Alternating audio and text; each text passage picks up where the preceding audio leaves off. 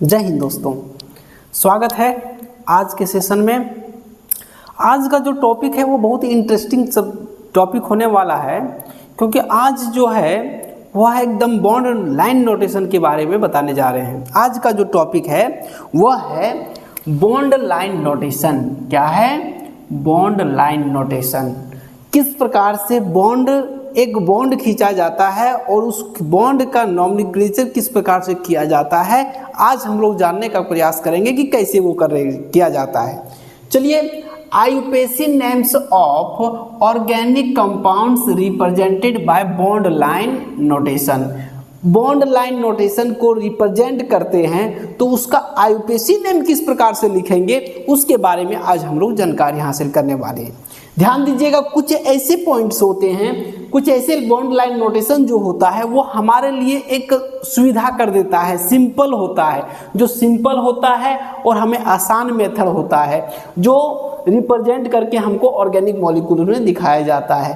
पहले हम लोग उसमें कार्बन देखा जाता है, कार्बन दिया जाता है और इसमें किसी प्रकार के कार्बन आपको दिया नहीं जाएगा। आपको स्वयं इसमें कार्बन का आकलन करना होगा कि कार्बन कहाँ होगा, कितना हाइड्रोजन होगा, और फिर जाकर इसका क्या करना होगा, IUPAC नेम लिखना होगा। इसके लिए कुछ पॉइंट्स हम लिखे हुए हैं, वो ध्यान दीजिएगा। देखिए, पहला पॉइंट इसमें बताया गया है कि bonds are represented by lines.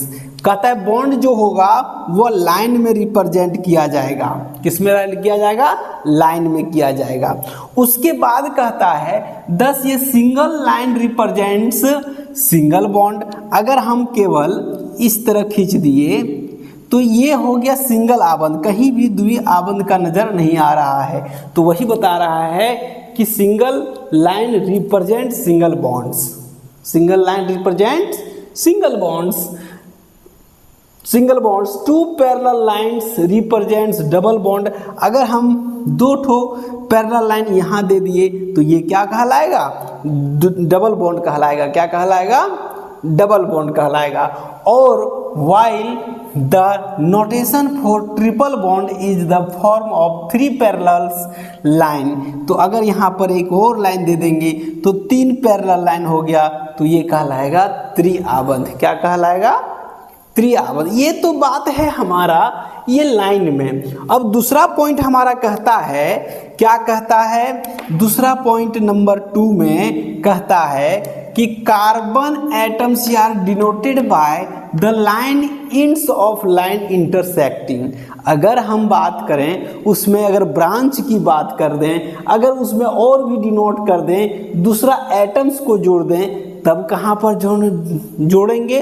तो जोड़ने के लिए आपको क्या, इंड में कोई भी इंटरसेक्ट अगर कोई है, जैसे ब्रांच की बात करें, अगर एक इस तरह का किए और कोई एक इंटरसेक्ट कर रहा है, बीचों बीच काट रहा है, तो ये हो गया इसका ब्रांचेज। यहाँ भी कार्बन, यहाँ भी कार्बन और यहाँ भी कार्बन रहता है। जहाँ पर टेढ़ा मेढ़ा होता है, देख रहे हैं, यहाँ से गया यहाँ टेढ़ा है, यहाँ से यहाँ टेढ़ा, यहाँ से यहाँ गया और यहाँ से यहाँ गया, ये सब क्या है? कार्बन पॉइंटेड है। कहाँ है? जहाँ पर टेढ़ा मेढ़ा लाइन जाता है वो क्या कहलाता है? कार्बन होता है। उसमें क्या होता है? कार्बन। अगर functional group substituents are denoted by proper symbols, और अगर इसमें ये क्या कहलाता है? सब्स्टिट्यूएंट है। यहाँ पर ब्रांच लगा हुआ है। क्या लगा हुआ है? ब्रांच लगा हुआ है। तो ये तो रूल था। अब आइए इसको बनाने के लिए सीखते हैं कि कैसे हम लोग रिप्रेजेंट करेंगे, कैसे क्या होता है। देखिए, अब आइए बात करें हम लोग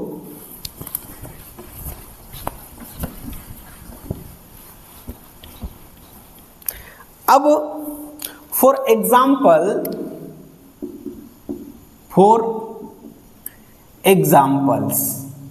अगर हम लेते हैं ये सिंपल, इसका नाम क्या होगा?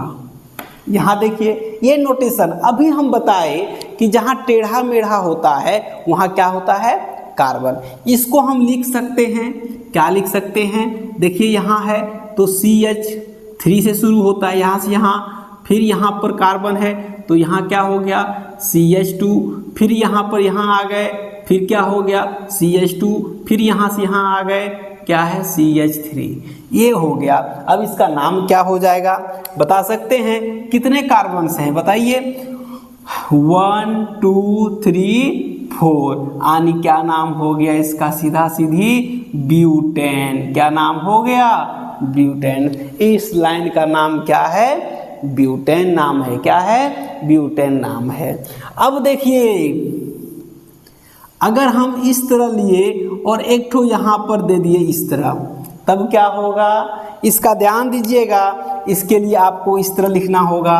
देखिए कैसे लिखेंगे, यहाँ से शुरू करेंगे, यहाँ शुरू करते हैं तो क्या करेंगे, CH3, यहाँ कार्बन है, यहाँ कार्बन है, यहाँ कार्बन है, कार्बन है, कार्बन है, CH3, फिर क्या होता है CH2, फिर क्या होता है CH2, फिर CH2, फिर CH। अब यहाँ आ गए, यहाँ देखिए 1 2 3 आबंध है यानी एक ही हाइड्रोजन है, और इधर पर क्या है, यहाँ CH3 लगा हुआ है, और यहाँ क्या है CH3 है। ये हो गया, ये हमारा सब्स्टिट्यूएंट कहलाता है। क्या कहलाता है, सब्स्टिट्यूएंट। यही हमारा ब्रांच कहलाता है। और ये ब्रांच को कैसे हम लोग डिनोट करते हैं, पहले हम लोग नॉमेनक्लेचर पढ़ चुके हैं।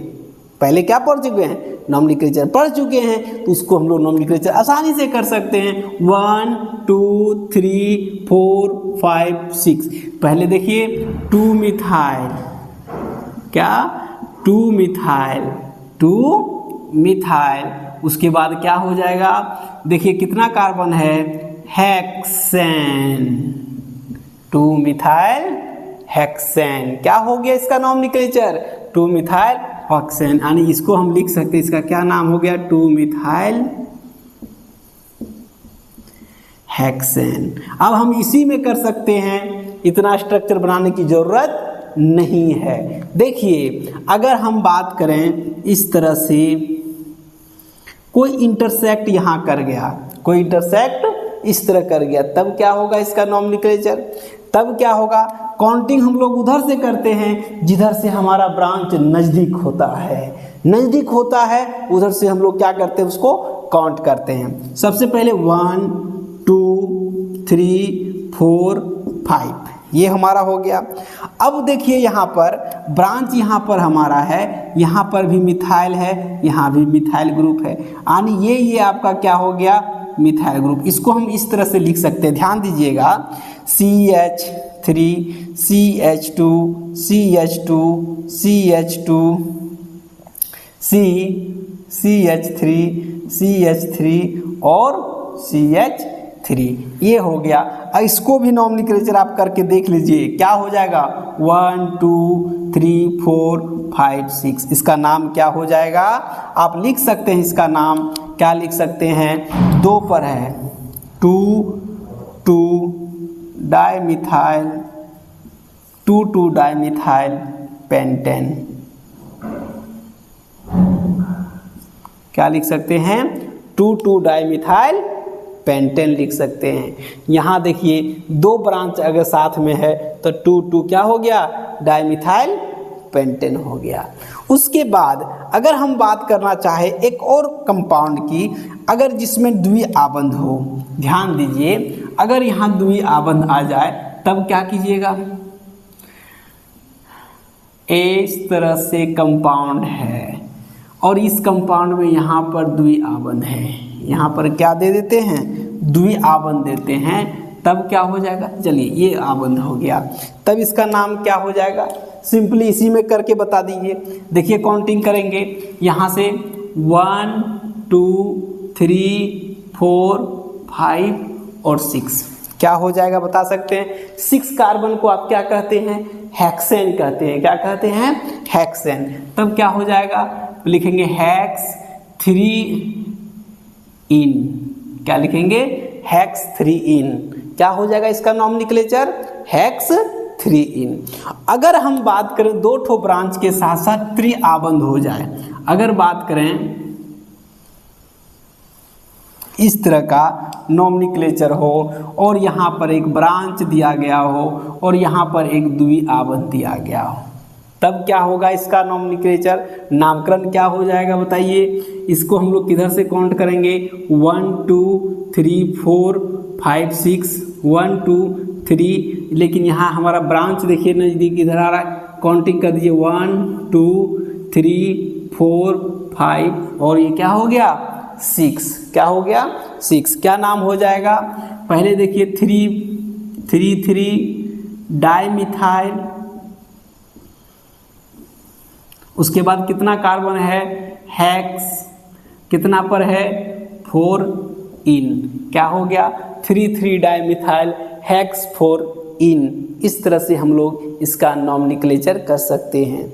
अगर हम लोग और भी अगर देखना चाहे, कॉम्प्लिकेटेड देखना चाहे, अगर हम लोग इस तरह का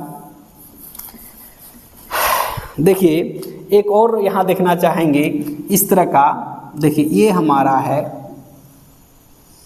इसका क्या हो जाएगा नॉमेनक्लेचर, इसका नामकरण क्या होगा, इसका नामकरण आप कर सकते हैं कि क्या कर सकते हैं, क्या है 1 2 3, 1 2 और 3, ये हमारा लॉन्ग चेन हो गया। 2 नंबर पर इधर भी मिथाइल, इधर भी मिथाइल है, क्या लिख सकते हैं, ये देखिए 2 डाइमिथाइल, 2 डाइमिथाइल, क्या हो जाएगा प्रोपेन।